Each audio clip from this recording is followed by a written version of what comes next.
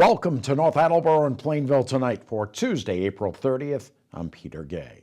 There were 339 items on the North Attleborough police log for the dates of April 25th through the 29th, 67 on Thursday, 71 on Friday, 71 again on Saturday, only 46 on Sunday, and 84 yesterday. 3 of those 339 items resulted in arrest.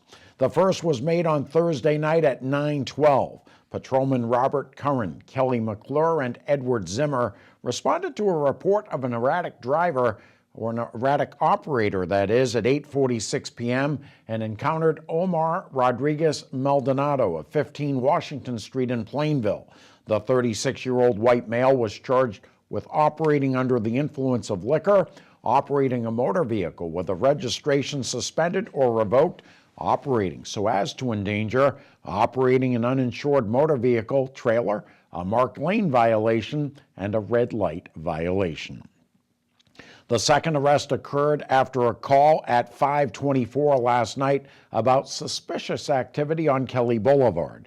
As a result, Patrolman Robert Curran, John Grimm, and Gary Maitland arrested Frederick John Dwyer of 255 Elm Street, Apartment 4 in North Attleborough. The 63-year-old white male was charged with operating under the influence of alcohol, operating so as to endanger, and indecent exposure.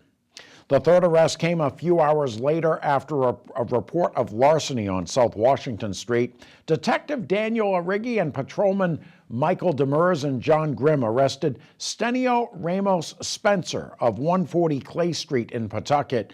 The 18-year-old black male was charged with larceny over $1,200.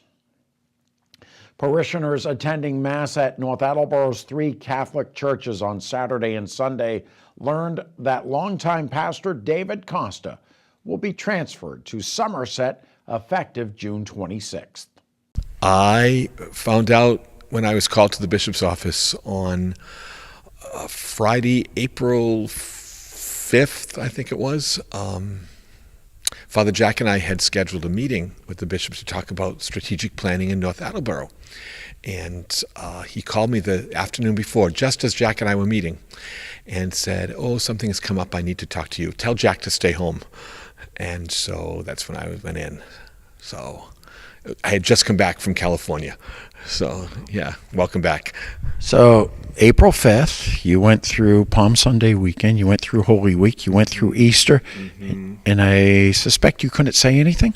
Exactly. We're told not a word. There's a whole process that involved in our transfers, and I guess I was one of the first ones called in. And it's a whole domino effect, it's just like in business and all. So, yeah. It was interesting. Knowing you, that must have been killing you not to be able to tell people, especially people close to you. Yes, exactly. And actually going through Triduum and Easter and having such a beautiful experience and knowing that change was happening. That was hard. It was hard. What do you know about the parish you are going to? From what I understand, you're going back to your roots. Exactly. I'm going to Somerset. I have 3 parishes that have never been yoked together.